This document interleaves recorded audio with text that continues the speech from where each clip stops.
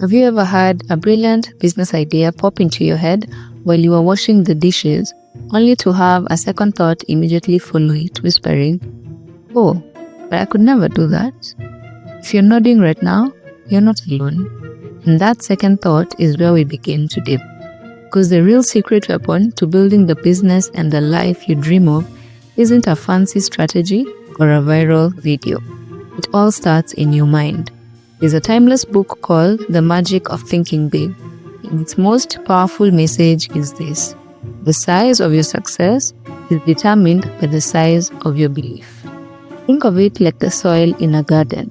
If you plant a tiny seed of belief, maybe I can sell a few things on the side, you'll get a small, lovely plant. But if you plant a giant seed of belief, I can build a brand that changes lives, you give yourself the space to grow a mighty oak tree. So today, let's stop thinking small. Let's talk about how to clear away the self-doubt and start thinking like the powerhouse CEO you already are. The book gives a brilliant name to the habit of making excuses. Excusitis. I hope I'm pronouncing that correctly. And for us moms, this disease can feel incredibly contagious. Tell me if any of this sounds familiar. The first is, I don't have the time excusitis. Between school runs, meal prep, and 1,000 other things, finding time feels impossible. The problem is, we're waiting for time to magically appear. The solution is to stop finding time and start making time.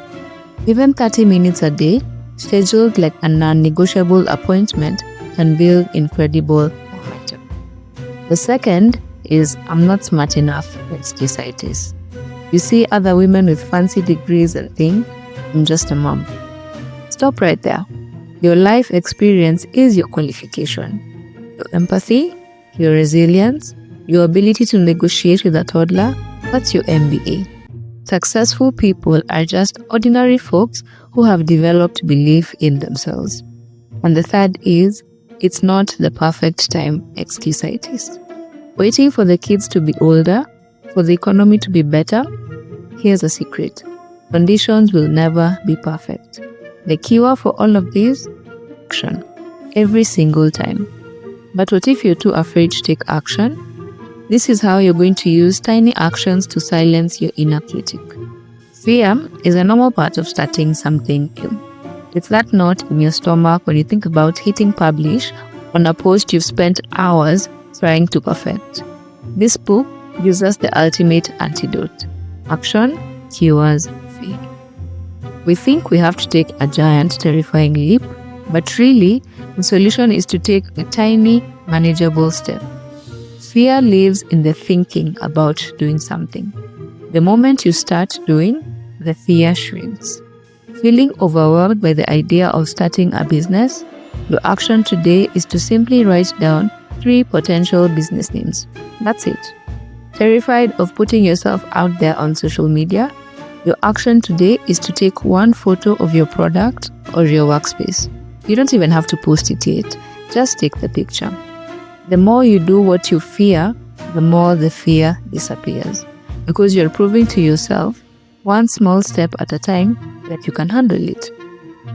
Now I know that for many of you, the very first action, the one that feels the biggest, is figuring out what your brilliant business idea even is. If you're stuck in that initial analysis paralysis phase, that's the first thing we need to solve.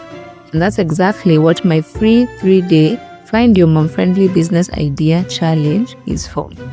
It's a short, powerful sprint to give you that foundational clarity and your very first action step.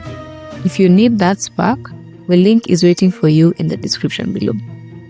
Once you start taking action, this is where the real magic happens.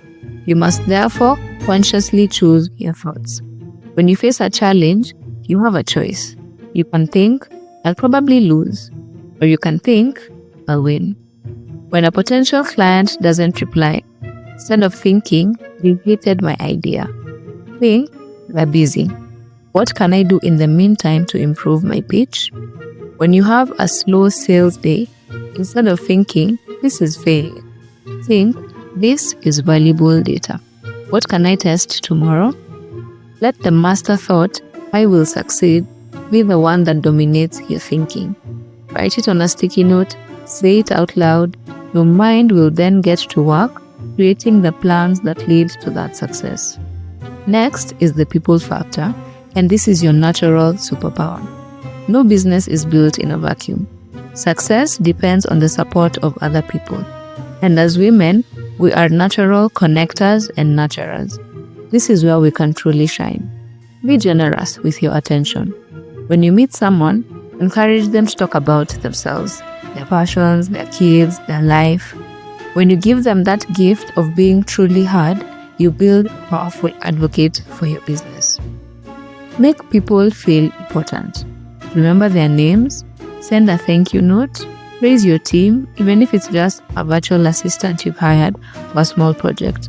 Praise costs you nothing, but it builds incredible loyalty. Finally, let's talk about how to go from having a dream to getting things done. Because a dream is a lovely wish, but a goal is a dream being acted upon. On those days when you wake up feeling adrift and unmotivated, clear goal is what will be your anchor.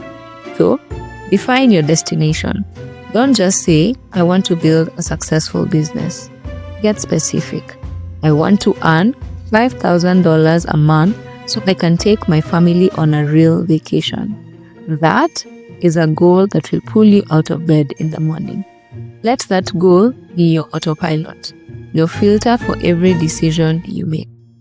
The magic of thinking big isn't about becoming someone else.